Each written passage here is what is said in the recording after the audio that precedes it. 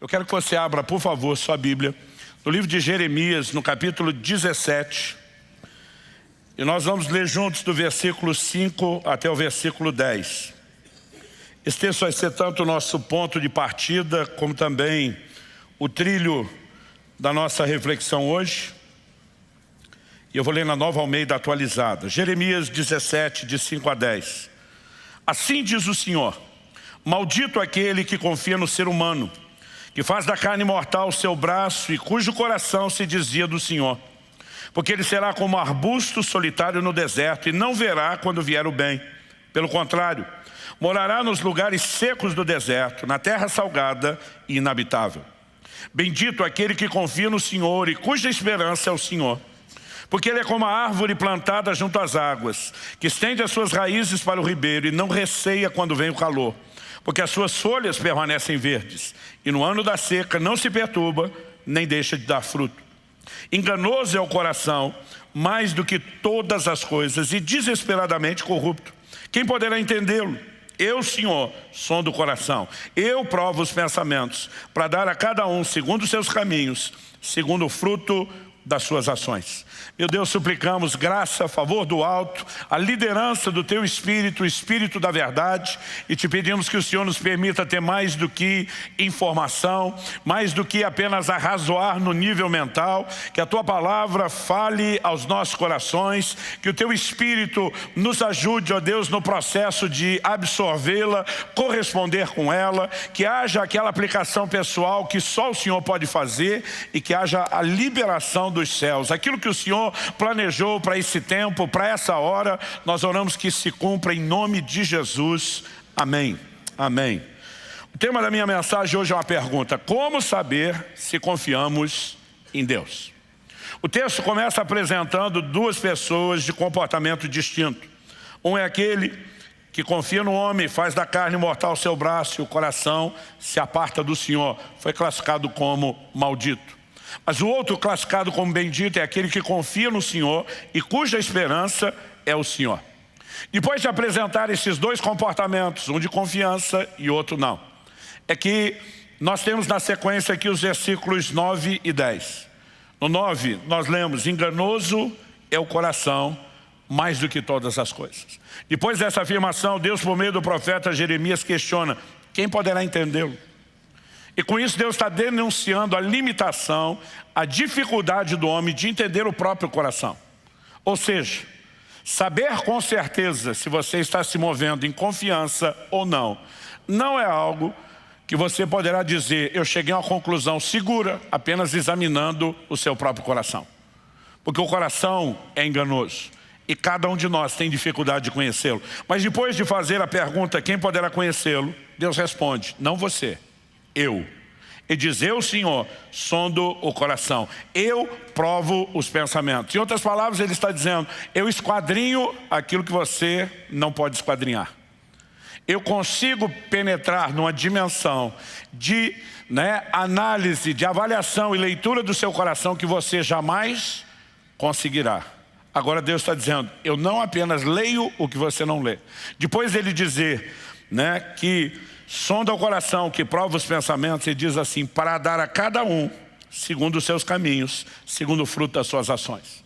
Em outras palavras, Deus está dizendo: eu não apenas faço a leitura que você não faz, mas eu tenho o poder de tirar o que está do lado de dentro e sinalizar, expor do lado de fora. Eu retribuo de acordo com aquilo que está dentro de você e você não consegue enxergar. Ou seja, para responder como saber se confiamos em Deus, nós dependemos não apenas de uma autoavaliação, de um autoexame. Nós dependemos do exame do auto. E o Deus que nos examina, Ele também expõe. Portanto, o que eu quero te apresentar a partir desse texto começa, em primeiro lugar, por uma diferença de atitude, do que confia e do que não. Esse vai ser o primeiro tópico que eu vou abordar aqui. Mas depois, em segundo e terceiro lugar, como segundo e terceiro tópicos, nós vamos avaliar os sinais que acompanham o que não confia em Deus e é classificado de maldito. E depois nós vamos avaliar os sinais que acompanham o que confia em Deus. E eu entendo que esses sinais, essas declarações, são, como Deus disse logo depois na sequência, a forma dele mostrar para nós se confiamos ou não confiamos nele. Então, eu gostaria que juntos nós pudéssemos, considerar essas verdades. Em Deuteronômio 30, de 15 a 18, Deus diz, olha, se vocês me obedecerem, guardarem os meus estatutos, vocês serão abençoados. Mas se vocês se apartarem de mim, vocês serão amaldiçoados. Normalmente nós pensamos no modelo de bênção ou maldição de acordo com obediência ou desobediência. Alguns não conseguem associar isso com o que Jeremias, da parte do Senhor, está falando, confiança ou falta de confiança. Mas a verdade é que não só temos um texto que explicitamente relaciona bênção e maldição com confiança ou a falta dela, como também podemos entender o seguinte, há uma ordenança bíblica para que eu e você creiamos e confiamos em Deus. Em Marcos 11, 22, Jesus afirma, é um imperativo, tende fé em Deus. E se eu e você decidimos não crer, não confiar, estamos em desobediência. No final das contas, a questão não é avaliar quais são todas as possibilidades. É fato que a Bíblia fala de condutas conduzem à bênção, de condutas conduzem à maldição. Outro dia um falou para mim, maldição é coisa do Antigo Testamento, da lei, isso não tem no Novo. Eu falei, então você não deve estar lendo o Novo Testamento direito. Hebreus capítulo 6, versículos 7 e 8 dizem assim, a terra que absorve a chuva, que frequentemente cai sobre ela e produz erva útil para aquele que a cultiva, recebe bênção da parte de Deus. Mas se produz espinhos e abrolhos, perto está da maldição e o seu fim é ser queimado. Bênção ou maldição, depende se você corresponde ou não a Deus. Um outro dia me falou, está falando de terra o texto? Eu falei, não. Olha os versículos anteriores. Ele está falando de crente bom e crente ruim. Crente que corresponde com Deus e crente que não. E aí ele entra com a alegoria de terra boa e terra ruim. Dizendo que a terra que corresponde, bênção. A que não corresponde, maldição. Aliás, ele diz a terra que não corresponde está perto da maldição. Seu fim é ser queimada. Terra literalmente não queima. Nós sabemos que ele está falando de um outro incinerador. Ô, palavrinha difícil, deixa eu tentar de novo. Nós sabemos que ele está falando de um outro incinerador. Ele está falando da perdição, da condenação eterna do inferno. Agora, a palavra maldição assusta alguns, talvez porque soe pesado demais, mas no contexto do povo de Deus, maldição não tem mera e simplesmente a ver com uma retribuição no sentido de mera punição. Ela sempre associada à punição, ao caráter justo de Deus, é também vista como expressão de misericórdia e como um chamado ao conserto. Eu vou falar melhor sobre isso no final. Então talvez enquanto eu estiver falando, a sua leitura te deixe mais confortável, Você de repente ouvir no lugar de maldição, correção. Você ouvir no lugar de maldição, disciplina. Mas o que quer que você resolva ouvir, eu vou falar do jeito que a Bíblia diz, maldição. Ok? Então, em primeiro lugar, vamos falar da diferença de atitude dos dois e depois, como eu disse na sequência, os sinais da maldição e depois os sinais da bênção. No versículo 5, quando o texto começa dizendo, maldito o homem que confia no homem. Interessante que o texto não diz apenas, maldito o homem que confia no homem, mas ele diz, que faz da carne o seu braço e aparta o seu coração do Senhor. O problema não é confiar no homem. O problema é a substituição, quando você escolhe confiar no homem e não em Deus. Porque as pessoas às vezes apresentam meias verdades. Eu me lembro de muitos anos atrás, no início da nossa igreja, tivemos uma situação onde precisamos corrigir uma pessoa no nosso meio. Porque ela vinha demonstrando uma grande dificuldade de expressar confiança em qualquer nível de relacionamento, desde a família. Isso estava gerando, obviamente, prejuízo, mas também se estendendo para questões ligadas ao trabalho e dentro do contexto da igreja. Relacionamento com líder, com liderado, sempre o mesmo problema da falta de confiança. Quando fomos confrontar a pessoa no sentido de ajudá-la a enxergar o erro e crescer, o camarada tentou se defender usando esse texto. Maldito o homem que confia no homem. Tipo, não tem que confiar em ninguém. Eu falei, ei, se você está certo, então eu vou andar na sua doutrina. A partir de hoje, não confio em você. Aliás, por que é que eu devo confiar você em alguma coisa aqui da igreja se você não merece confiança? Então vou remover você de todo esse lugar. Ele ficou me olhando assustado. Falei, só estou falando o que você sugeriu. Agora, quando é para você a verdade serve, quando é contra você não serve. Eu falei, você está tirando o texto do contexto. O problema não é confiar nas pessoas. Você vai ter textos, como na lei de Moisés, onde Deus tentava tratar com questões ligadas, por exemplo, ao ciúme do marido em relação à mulher, porque Deus sabe que num ambiente de desconfiança, nenhum relacionamento sobrevive. Então Deus não está falando contra a confiança. Deus está falando de colocar confiança em pessoas a ponto de substituir a confiança nele. Essa é a diferença. Quem está entendendo o desenho aí, diga amém. Então, quando nós olhamos para isso, há um exemplo na Escritura que para mim não pode ser ignorado, não pode ser negligenciado, que diz respeito a um dos reis de Judá, que é o rei Asa. No segundo livro de Crônicas, no capítulo 16, dos versículos 7 a 9, nós lemos assim: naquele tempo, o vidente Anani, vidente era a expressão usada para o profeta com o qual Deus falava por meio de visões. Naquele tempo, o vidente Anani foi falar com Asa, rei de Judá, e lhe disse: você confiou no rei da Síria e não confiou no Senhor seu Deus. Por isso o exército do rei da Síria escapou das suas mãos. Não é verdade que os etíopes e os líbios formavam um grande exército, com muitos carros de guerra e cavaleiros? Mas porque você confiou no Senhor, ele os entregou nas suas mãos. Porque quanto ao Senhor, os seus olhos passam por toda a terra, para dar força, outra versão diz, para se mostrar forte, aqueles cujo coração é totalmente dele. Nisto você cometeu uma loucura. Por isso, de agora em diante, haverá guerras contra você. Deus está confrontando um cara que já havia confiado e já havia visto milagres. Os líbios e os etíopes se uniram numa guerra que parecia ser impossível de vencer contra o reino de Judá. Nessa época estamos falando do reino dividido, então as tribos de Judá e Benjamim formaram o reino do sul, enquanto as demais 10 das 12 tribos de Israel formaram o reino do norte, o reino de Israel.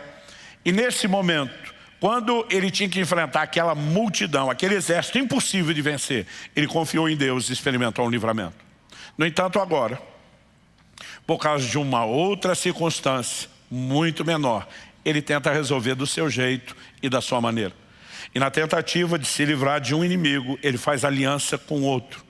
E Deus está dizendo, porque você confiou nele, em vez de confiar em mim, você vai enfrentar guerras, você agiu loucamente. E outra, esse camarada com quem você está fazendo aliança para vencer esse, era um inimigo seu. Vocês se uniram para um inimigo em comum, mas agora você perdeu a bênção de vencê-lo, a provisão de vencê-lo que eu tinha para você. Quando você olha para o rei Asa, ele começa bem, mas não termina bem. Aliás, um pouquinho adiante, no versículo 12, a Bíblia diz assim: no 39º ano do seu reinado, Asa contraiu uma doença nos pés, e essa doença era muito grave. Porém, na sua enfermidade, ele não recorreu ao Senhor, mas confiou nos médicos. O problema não é fazer uso da medicina. Não é porque pregamos fé que nós somos contrários ao uso da medicina, dos remédios, acreditamos ser parte daquilo que Deus deu para favorecer a humanidade. O apóstolo Paulo, que vivia milagres de curas sobrenaturais, num determinado momento faz referência a Lucas como médico amado. Ele tinha um médico na sua equipe, né? E ao chamá-lo de médico e não só de irmão, ele está dizendo, é amado como pessoa e é apreciado pelo seu trabalho entre nós. O problema é quando a pessoa confia em algo a ponto de deixar de confiar em Deus. Então não havia nenhum problema no tratamento médico, mas quando Asa diz, eu não preciso de Deus porque tenho bons médicos, e daqui a pouco os médicos dão a notícia, mas nós não resolvemos o seu problema, ele não tem nenhuma possibilidade de viver o sobrenatural. Ele fez uma troca. Quando confiou no rei da Síria, quando confiou nos médicos, ele está dizendo para Deus, eu me resolvo, eu me garanto sem você. Em nenhuma das circunstâncias ele conseguiu. Então é nesse sentido que a Bíblia está falando de alguém que confia nos outros a ponto de abandonar a confiança no Senhor. Isso não significa que estamos tentando dizer que não pode se confiar nas pessoas. Não significa que estamos tentando dizer que você não pode ter tratamento médico. Então deixa eu dar um terceiro exemplo que nos ajude a manter o equilíbrio. A sabedoria bíblica nos ensina que é bom você, quando falamos em termos de gestão, saber lidar com a provisão. Quando eu falo provisão é o recurso esse que você vai literalmente provisionar, separá-lo. Para quê? Para quando tiver alguma necessidade você estar preparado para ela. Na revelação que Deus, por meio de José, deu ao faraó e diz, aproveita os 7 anos das vacas gordas de prosperidade, não para torrar e gastar tudo, mas para estocar. Porque quando vierem os anos de fome das vacas magras, você tem recurso, você tem provisão. Isso é sabedoria, é boa administração, é boa mordomia. Agora, a mesma Bíblia, em contrapartida, diz em 1 Timóteo, capítulo 6, verso 17, manda aos ricos desse mundo. Os ricos é a turma que tinha grana guardada, tinha provisão para enfrentar a dificuldade. Manda aos ricos desse mundo que não confiem na instabilidade das riquezas, mas em Deus. Qual a diferença? A diferença é que não é errado ter a provisão, errado é confiar nela. Paulo está dizendo isso é instável. Você pode ter feito a sua parte, daqui a pouco a economia vira, o mundo vira, a vida é cíclica e aquele negócio que você achou que te garantiria não está mais lá. Então, faça a sua parte, mas não confia nisso. Confia em Deus. Quem está entendendo? Então, quando eu olho para essa descrição, em primeiro lugar temos uma pessoa que deixa de confiar em Deus para confiar naquilo que é humano, naquilo que é natural. Mas em contrapartida, nós lemos no versículo 8, depois de no 7 o texto dizer, bendito confia no Senhor, cuja esperança é o Senhor. A Bíblia diz, porque ele é como árvore plantada junto às águas, e virão aqui os relatos no versículo 8 que detalham o procedimento de confiança. Qual a diferença do primeiro? O primeiro confia no homem, fazendo dele, da carne, daquilo que é natural, o seu braço, aquilo que o apoia, aquilo que lhe dá garantia, e abandona o Senhor. Mas a Bíblia fala de outro, que faz do Senhor a sua esperança, que confia nele. E qual a diferença entre um e outro? É aquilo que cada um experimenta, é aquilo que cada um vive. Confiar no Senhor, fazer dele a nossa esperança, é saber que mesmo que Deus use um homem ou algo natural para nos ajudar ou favorecer, nós não confiamos naquilo, e sim no Deus que cuida de nós e orquestra a circunstância. Uma coisa que me chamava a atenção desde muito novo é que o livro de Esther, se você não reparou isso, leia o livro de Esther do começo ao fim com esse olhar. O livro de Esther é praticamente o único livro da Bíblia que não menciona o nome de Deus. Ele não fala de Deus, não aberto explicitamente. Mas quando você lê a história, há uma orquestração divina por trás de tudo o que está acontecendo. E há um momento específico lá no livro de Esther, onde a Bíblia fala que Mardoqueu, o tio de Esther, que é o homem piedoso de destaque naquele livro e naquela narrativa, ele é vítima de uma conspiração. Sua vida será tirada, haverá um atentado contra toda a linhagem de Abraão, com a qual Deus tinha um pacto, uma aliança, uma promessa e um propósito. E quando o cenário está assim para ter o seu desfecho, a Bíblia diz que Assuero, o cara que governava o mundo da sua época, tem uma insônia, não consegue dormir. E naquela época não se lidava com o tédio como hoje, porque eles não tinham internet, não tinham televisão. E o rei escolhe uma programação muito empolgante para fazer na madrugada da insônia. Ler as crônicas do reino. E ele pede para um dos seus criados para ler as crônicas do reino, para entretê-lo, já que ele não consegue dormir. Imagina o criado indo na biblioteca, olhando aquele monte de rolo, e ele acha que está escolhendo aleatoriamente. Esse aqui vai, e puxa um. Mas a divina providência o guiou. Quando ele vai ler a história, qual é o relato? Era o relato de como Mardoqueu havia desbaratado uma conspiração contra a vida do rei.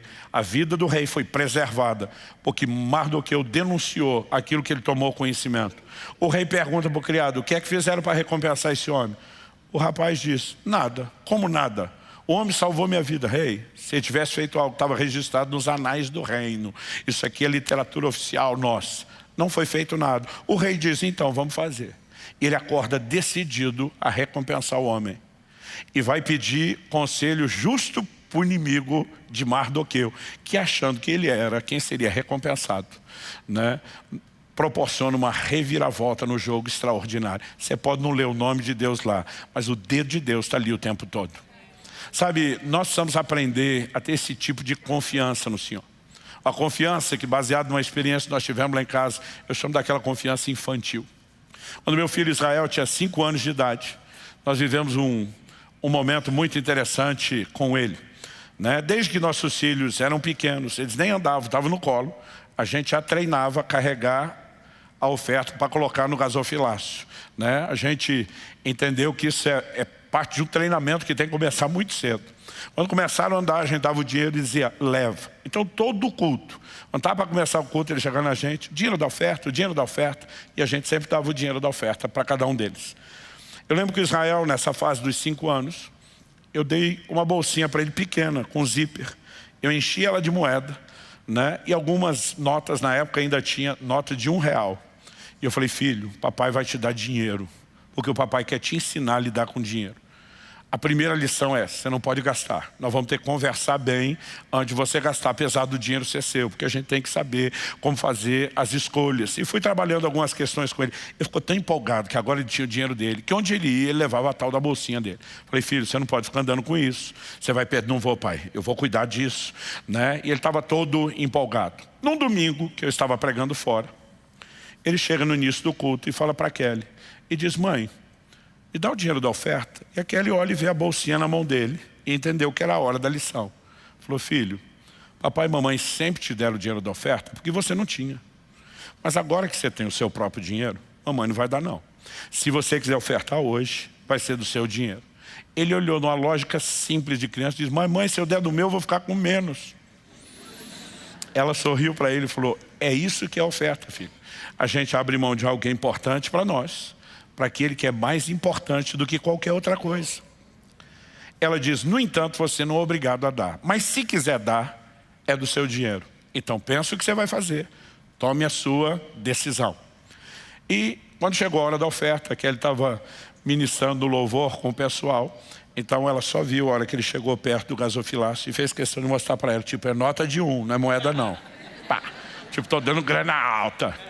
E botou a oferta, saiu de peito estufado, todo contente. No final, a Kelly foi conversar e disse, filho, mamãe está tão feliz, tão orgulhosa, você fez a escolha certa. Ele falou, mas mãe, lembra que eu falei que se eu desse no meu ia ficar com menos? Ela falou, sim. Ele falou, mas não sou bobo não. Depois que eu conversei com a senhora, comecei a pensar, falei, peraí, posso até ficar com menos no início, mas o pai e a senhora sempre falam que Deus abençoa. Depois que Deus abençoa, eu vou ficar com mais. E ela apenas sorriu e falou, que bom, filho, que você entendeu isso e que você vai crer nisso. Ele falou, mãe, como é que Deus abençoa? O dinheiro cai do céu? Ela falou, não, filho, não é bem assim, né? Deus até pode fazer isso extraordinariamente, mas a forma comum, Deus gosta de usar pessoas. Assim como você já viu Deus usar papai e mamãe para abençoar os outros, você já viu Deus usar pessoas para nos abençoar. Então a gente nunca sabe exatamente como Ele vai fazer, mas a gente confia nele. Ele falou, mãe, falei para Deus, já que Ele vai me abençoar, já até escolhi o que eu quero. E já falei para Ele. E ela falou, que bom, filho, mas mamãe não vai fazer nada, então não adianta você falar para mim. Não, mãe, é Deus que vai me abençoar. Isso foi no domingo. Na segunda noite, uma irmã da igreja liga para Kelly. Conheci, cuidou, ajudou a cuidar de Israel desde que ele nasceu, mas a gente nunca lembra dela ter feito isso antes, embora sempre expressou muito carinho. Ela disse, Kelly, que número Israel calça? Ela falou, por quê? Ela falou, estou perturbada desde o culto de ontem, que eu tenho que dar um tênis para o seu filho. Aqui ele falou, olha, o número que ele calça é tal. Ela falou, tá bom, obrigado, depois a gente fala. Passou, na sexta-feira ela apareceu em casa. Quando a Kelly atendeu, viu ela com um pacote, olhou tipo, é aquilo que nós falamos, ela deu sinal que é. A Kelly já gritou, Israel, visita para você. Quando ele entrou na sala, viu aquele pacote, olhou para a Kelly e falou, já até sei o que é. Porque eu pedi a Deus um tênis para Ele me abençoar. E quando ele abriu, ele falou, mãe, não só é o tênis que eu pedi a Deus, mas é a cor que eu pedi para Ele. Ele vira para aquela irmã e diz assim, Terezinha, você pode até achar que é você que me deu um presente. Mas deixa eu falar para você, Deus usou você para me abençoar. Porque domingo eu dei minha primeira oferta. E como eu sabia que Ele ia me abençoar, eu pedi um tênis, eu pedi esse modelo, eu pedi essa cor. Ela ficou impressionada com aquilo, então ele dizia, obrigado pelo seu carinho, mas ó, não é você não. Sabe, quando Jesus fala sobre você nos tornarmos como crianças, às vezes nós precisamos ter esse tipo de simplicidade, fé e confiança. Não importa quem Deus use, nós vamos olhar e dizer obrigado pelo seu carinho. Mas não estou focado só em achar que foi você que me enxergou ou que se preocupou comigo. Há um Deus que cuida de cada um de nós. E eu e você podemos confiar nele. Quem está entendendo a diferença entre um e outro? Isaías 64:4 diz, porque desde a antiguidade não se ouviu, nem com os ouvidos se percebeu, nem com os olhos se viu, Deus além de ti, que trabalha a favor de todo aquele que nele espera.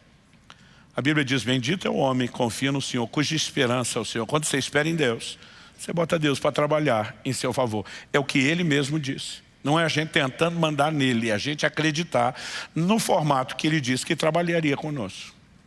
Agora, feita a distinção do comportamento desses dois, vamos falar na ordem que aparece no texto. Primeiro, dos sinais da maldição. Ele será, diz aqui o versículo 6 de Jeremias 17, falando: maldito é o homem que confia no homem, faz da carne o seu braço, aparta o seu coração do Senhor. O verso 6 diz: porque ele será como um arbusto solitário no deserto. Não verá quando vier o bem. Pelo contrário, morará nos lugares secos do deserto, na terra salgada e inabitável. Embora o que tenha sido dito tenha a ver com o contexto, a realidade com que eles viviam, não é difícil para a gente acompanhar. Não requer nenhuma interpretação profunda. Eu vou fracionar essa declaração sobre os sinais da maldição em 3 partes. Primeiro, arbusto solitário no deserto. Que diferença faz um arbusto no deserto, se ele está lá ou se tem outros? Não é a quantidade de arbustos que necessariamente vai afetar a sua produtividade ou o seu estado. Mas sabe algo que eu tenho percebido? Em 29 anos de ministério pastoral, fora os anos já no ministério itinerante. Mas falo do pastoral, porque foi no pastorado que a gente passa a gastar tempo ouvindo pessoas, aconselhando, orientando. E você começa a aprender a mapear comportamentos que são repetitivos. Um dos sinais que acompanha a vida de quem não confia no Senhor é um senso de solidão. Deus não me ama, Deus não se importa comigo, Deus me abandonou, Deus virou as costas para mim, Deus não me ouve, Deus age na vida do outro, mas não age na minha. Esse senso de solidão costuma acompanhar quem não confia no Senhor, porque o que confia, meu amigo, está em outro nível.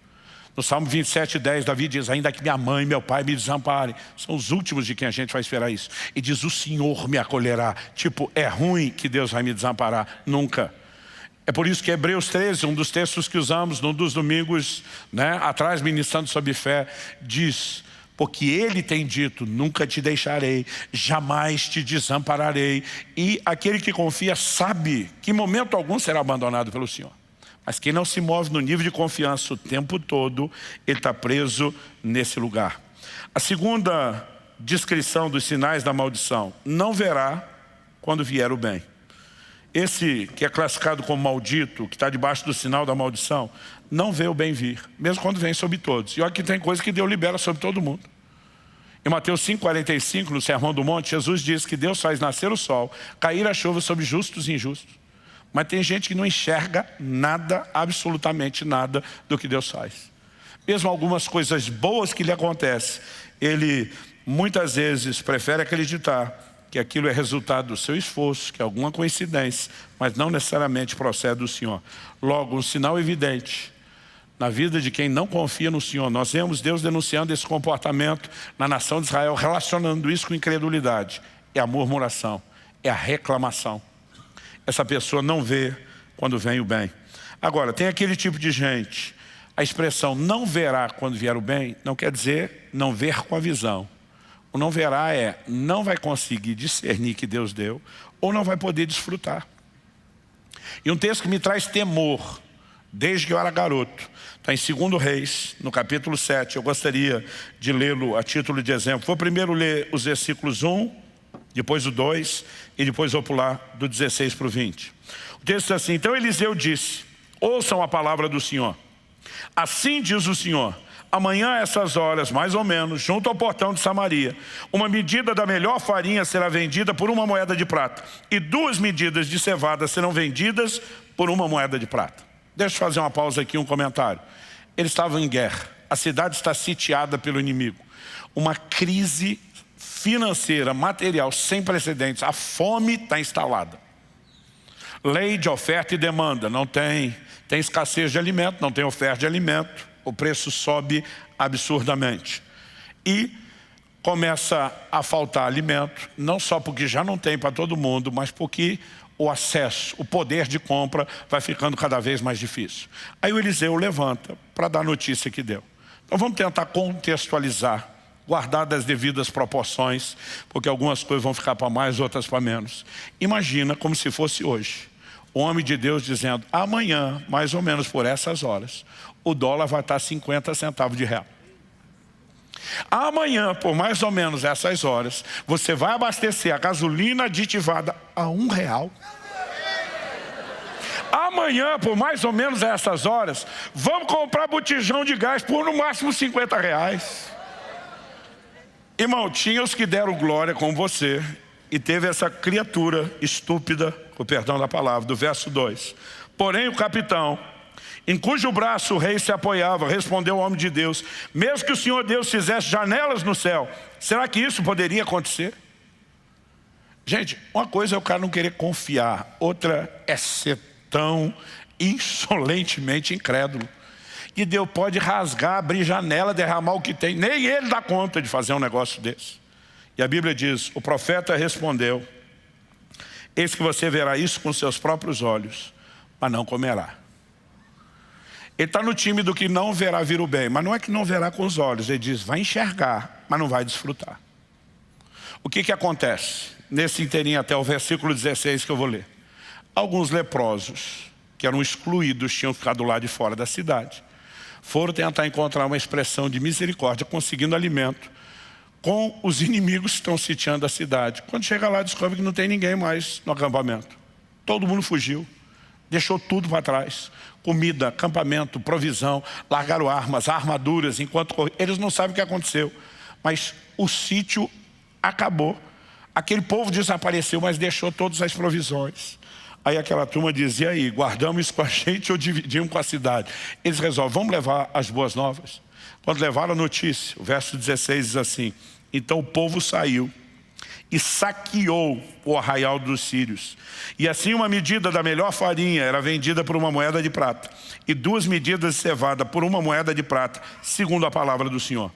O capitão, em cujo braço o rei tinha se apoiado, foi encarregado pelo rei de guardar o portão da cidade. Mas o povo o atropelou junto ao portão e ele morreu, como o homem de Deus tinha dito quando o rei foi falar com ele. Assim se cumpriu o que o homem de Deus tinha falado ao rei. Amanhã, a essas horas mais ou menos, junto ao portão de Samaria, 2 medidas de cevada serão vendidas por uma moeda de prata, e 1 medida da melhor farinha será vendida por uma moeda de prata. Aquele capitão havia respondido ao homem de Deus: mesmo que o Senhor Deus fizesse janelas no céu, será que isso poderia acontecer segundo essa palavra? Ao que o profeta havia respondido: eis que você verá isso com seus próprios olhos, mas não comerá disso. E assim aconteceu com ele, porque o povo atropelou junto ao portão e ele morreu. Pastor, foi um tumulto no portão, porque o povo descobriu que tinha comida de graça. Eu falei, é verdade, mas com todo esse tumulto, só um foi pisoteado. O único descrente que recebe uma palavra de sentença, né, pelo seu posicionamento aberta e deliberadamente contrário a uma palavra liberada por Deus. A pergunta a ser feita é: que tipo de gente eu e você queremos ser? Esse que não confia no Senhor não verá quando vier o bem. Terceiro e último lugar: morará nos lugares secos do deserto, em terra salgada e inabitável. Esse é o tipo de pessoa que, comparado com o que eu vou falar daqui a pouco sobre o que confia no Senhor, não tem raízes em Deus. E por isso definha não só espiritualmente, como também emocionalmente. Isso é o que de vez em quando a gente chama de gente que tem a vida seca. E sabe, ao olhar para pessoas ao longo de 3 décadas de ministério que não confiam em Deus, acredite, nós vemos essa síndrome, esse conjunto de sintomas, de comportamentos se repetindo. Por outro lado, os sinais da bênção. Vamos lá agora voltar para Jeremias 17, versos 7 e 8. Bendito aquele que confia no Senhor e cuja esperança é o Senhor, porque ele é como a árvore plantada junto às águas, que estende as suas raízes para o ribeiro. Não receia quando vem o calor, porque as suas folhas permanecem verdes, e no ano da seca não se perturba, nem deixa de dar fruto. Vamos fracionar essa declaração. Primeiro, árvore plantada junto às águas, que estende suas raízes para o ribeiro. As raízes se estendem fora da vista humana. A árvore que está próxima da água, ela é beneficiada pela água, não porque a árvore foi até a água ou a água veio até ela, mas porque raízes saíram em busca do contato com a água para buscar de lá o suprimento necessário. Assim como isso normalmente, o trabalho da raiz acontece fora da vista, eu e você, no relacionamento com Deus, precisamos desenvolver raízes. nem sempre são parte da nossa vida pública, visível, mas são a nossa conexão com Deus, para receber dele sustento, para receber dele suprimento. Olha o que Paulo diz em Filipenses 4, 11. Eu vou ler primeiro o 11, depois o 12 e o 13. No 11, digo isso não porque esteja necessitado, porque aprendi a viver contente em toda e qualquer situação. Espera aí, Paulo, contente em qualquer situação, em qualquer situação. Verso 12. Sei o que é passar necessidade e sei também o que é ter em abundância. Aprendi o segredo de toda e qualquer circunstância, tanto de estar alimentado como de ter fome, tanto de ter abundância como de passar necessidade. Então qual é o segredo, Paulo? Tudo posso naquele que me fortalece. Ele está dizendo, o meu humor, minha força, minha alegria não depende de circunstâncias. O tudo posso, normalmente a gente costuma aplicar para posso fazer. Eu tenho repetido isso bastante e não vou cansar de me falar. Mas o contexto não é posso fazer, é posso suportar. Ele está dizendo, não importa a circunstância, eu dou conta de segurá-lo, porque minha força não vem delas. Minhas raízes estão em Deus. E essas raízes em Deus estão extraindo sustento para que eu fique firme diante de qualquer circunstância. Sabe, é impressionante, e uma das questões que nós temos abordado sobre a fé diz respeito a essa disposição interior e do ânimo. Nós já ensinamos aqui sobre isso. Mas uma segunda característica, a Bíblia diz, não receia quando vem o calor, a adversidade, e a sua folha fica verde. É impressionante como o comportamento de quem confia no Senhor não combina com as circunstâncias difíceis que ele enfrenta. Atos 16, de 22 a 26. Paulo e Silas na cadeia, julgados de forma sumária e injusta, açoitados, com os pés presos, amarrados no tronco, numa condição de muita gentaria, reclamando, murmurando, dizendo, Deus me deixou, Deus me abandonou. A Bíblia diz que os dois oravam e cantavam louvores. É o tipo de comportamento que não combina com as circunstâncias. Abacuque 3, o texto que trabalhamos ao longo do mês passado. Ainda que a figueira não floresça, que não haja fruto na vide, que o produto da oliveira minta, que os campos não produzam mantimento, que o rebanho seja exterminado da malhada, nos currais não haja gado. É quase que, perdão o uso da expressão, é quase como se o profeta estivesse dizendo, estou me lixando para isso tudo por causa do lado de fora. Ele diz, todavia, eu me alegrarei em quem? No Senhor. Exultarei no Deus da minha salvação. Quem tem raízes nele, extrai sustento e tem um comportamento completamente diferente, que não condiz com a condição. E sabe, eu fico pensando em gente como o pai da fé, Abraão. O que deixou Abraão com a folhagem verde de tanto tempo? Gente, Deus disse para esse cara, eu vou te dar um filho. Ano passa, entra ano, sai ano, passa mais ano. Ele continua debaixo de uma promessa. Levou 25 anos, desde o momento que Deus começa a lidar com Abraão, até o filho nascer. Agora, Deus, logo no início, antes mesmo de ser muito claro e específico sobre a descendência de Abraão por meio de Isaac, Deus fala para ele, eu estou mudando o seu nome. A partir de agora, seu nome é pai de multidões. O cara não tem um filho. Mas a Bíblia diz que ele creu no Deus que chama existência. Aquilo que não é como se já fosse.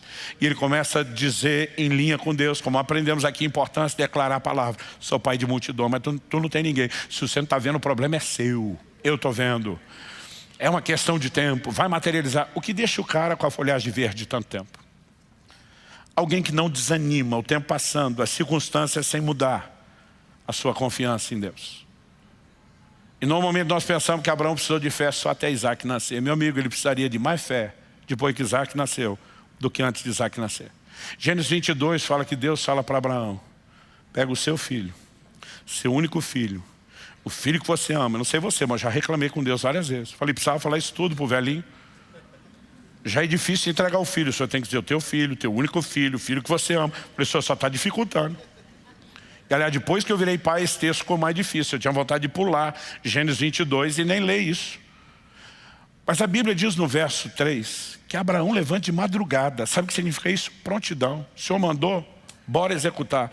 Pega seu filho, pega alguns servos e diz todo mundo para o Monte Moriá. Porque Deus deu uma ordem. Não tem esse negócio de vamos despedir, vamos gastar uma semana com o menino.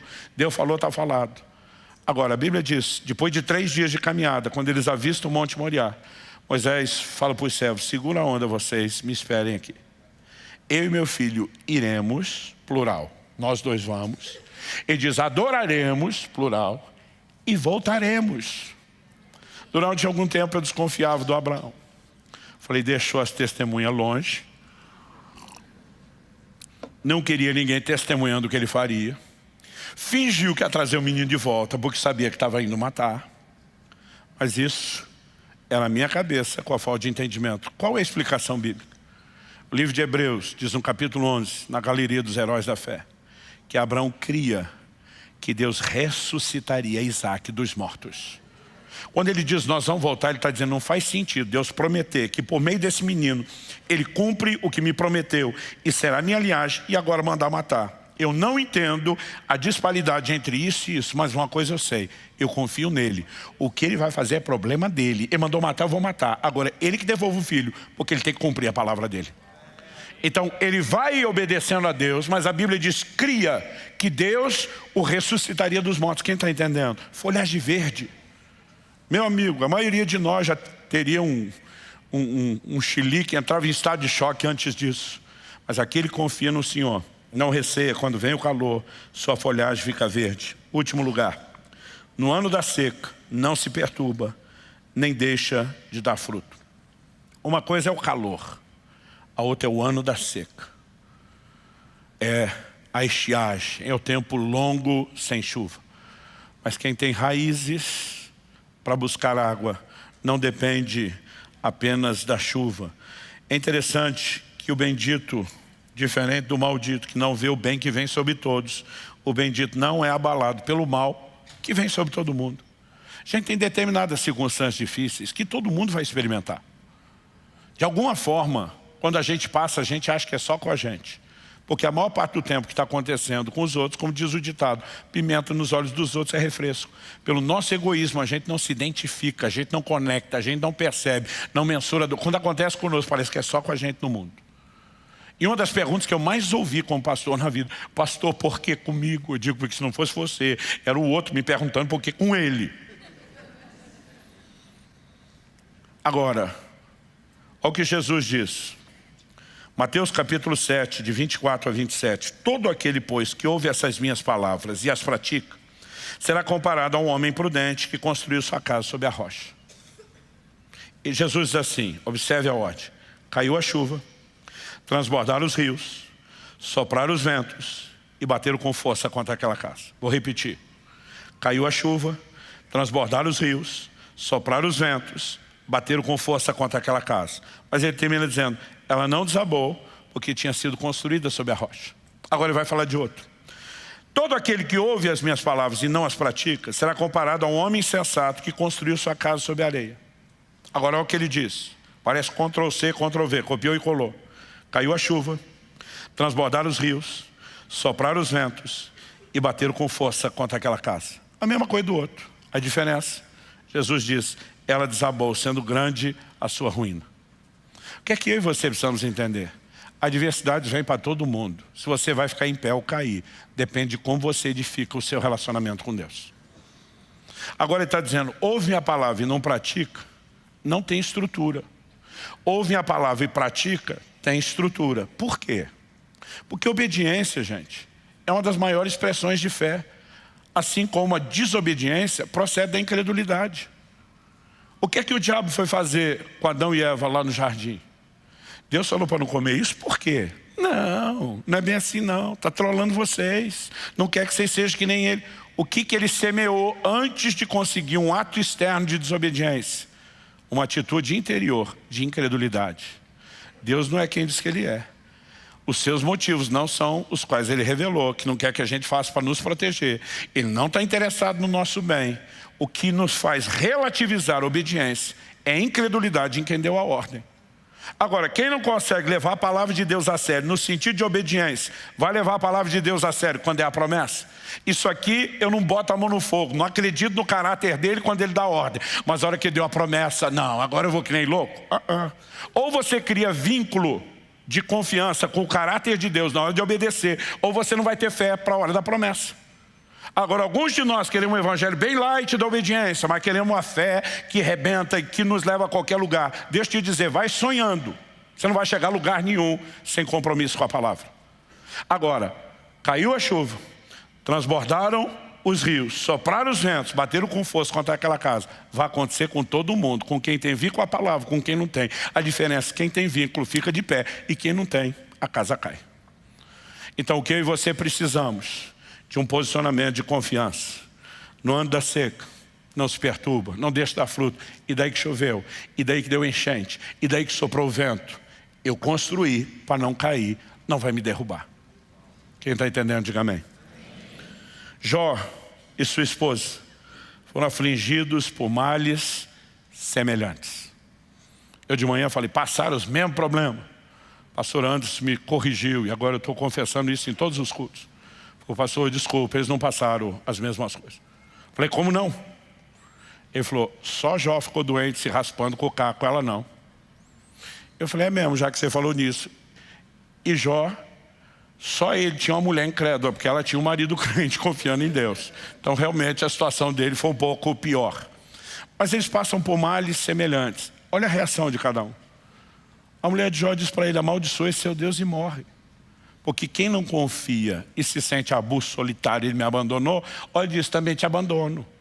Agora, quem confia e sabe que não foi abandonado, fala para quem não confia, diz, você fala com uma louca.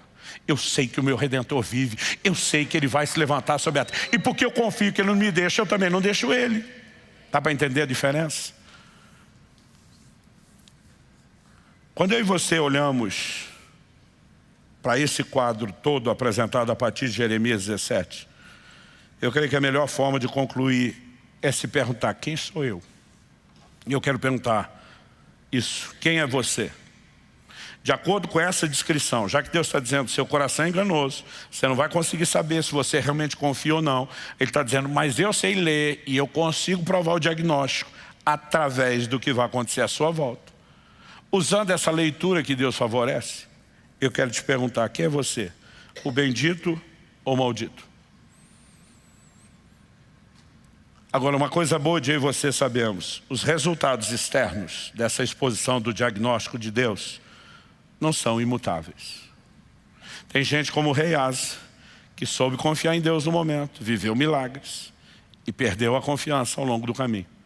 Por isso que Hebreus 10:35 diz, não percam a vossa confiança, ela tem uma grande recompensa. Então mesmo que a gente observe o desenho e diz, não, de acordo com o que o Senhor falou aqui, eu estou olhando na minha vida e estou vendo esses sinais, sou árvore plantada junto às águas, que estende raízes para o ribeiro. Eu sou aquele tipo de gente que não receia quando vem o calor, minha folha fica verde. Eu sou o tipo de gente que no ano da seca não se perturba, não deixa dar fruto. Mesmo se você olhar o diagnóstico é esse. A disposição, como resposta ao que Deus está falando é, eu preciso preservar isso. Eu não posso, como Asa, comprometer. Mas se você fala, pastor, para o meu lado deu ruim. Eu não estou nesse time não, eu estou no primeiro, arbusto solitário no deserto. Talvez você diga, não, eu estou mais para não ver quando vem o bem. Talvez você diga, não, eu estou mais para morar nos lugares secos do deserto. Ou talvez você esteja no nível que outro me falou, eu estou os três juntos. Eu estou com o pacote full, completo do diagnóstico. O que eu e você precisamos entender? Que isso não é mera punição irreversível. Maldição no contexto do povo de Deus não é mera punição ou retribuição. Junto com a justiça de Deus, que obviamente retribui, junto com a correção, há sempre um convite e um chamado para o conserto. Em Ageu, no capítulo 2, no versículo 17, Deus diz assim, eu os feri. Ele vai dar detalhes de como feriu aquele povo e aquela geração. Mas no final, Deus desabafa dizendo, mas não houve entre vocês quem se voltasse para mim, diz o Senhor. Em outras palavras, eu não feri vocês porque queria acabar com vocês. Eu os feri para atraí-los, para chamá-los de volta. Tem gente que é semelhança de Pedro. Quando ouve o galo cantar, cai em si, chora amargamente, se permite ser restaurado. Tem gente que é semelhança do filho pródigo. A Bíblia diz que ele também caiu em si. E ele precisou daquela didática, da dor de tudo que passou, para lembrar o que eu tinha com meu pai era muito melhor, eu vou voltar. E muitas vezes Deus permite esse tipo de circunstância com a forma de dizer: eu quero você de volta, e eu preciso chamar a sua atenção, eu preciso ajudar você a entender. Agora, o que é que nós vamos fazer com isso é nossa decisão.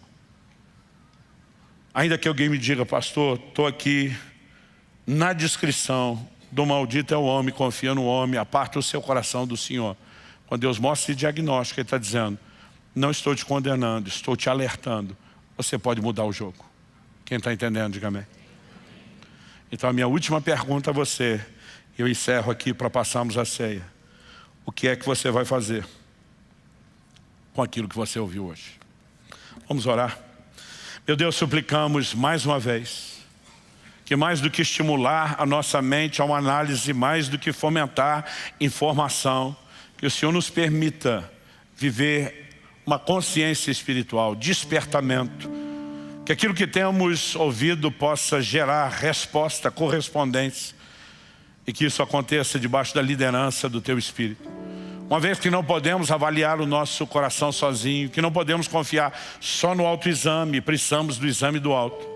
Oramos tanto pelo testemunho do Espírito Santo, por aquilo que o Senhor precisa chamar a nossa atenção e nos corrigir, como também pela capacidade de ler, por meio daquilo que o Senhor revelou nas Escrituras, como estamos vivendo, o que nos está sendo retribuído pelo Senhor. Quais são os sinais, as marcas na nossa vida, se há confiança ou a falta dela. E sabemos que o Senhor tem nos chamado a esse lugar, que o justo viverá da fé, que sem fé é impossível agradar a Deus. Portanto, queremos corresponder contigo e voltarmos-nos para Ti de todo o coração. E por isso eu clamo uma vez mais o favor, a graça, a misericórdia do Senhor sobre cada um. Que a Tua palavra siga produzindo resultado, trabalhando em nós, mesmo depois dessa reunião. Não queremos simplesmente tratar como uma torneira a ser fechada, o interruptor a ser desligado ao sair dessa reunião. Nós oramos que o Senhor começou cresça, progrida e cumpra plenamente o seu propósito na nossa vida. Nós oramos em nome de Jesus. Se você crê e concorda, diga amém. Se você recebe essa palavra, diga: eu recebo, em nome de Jesus.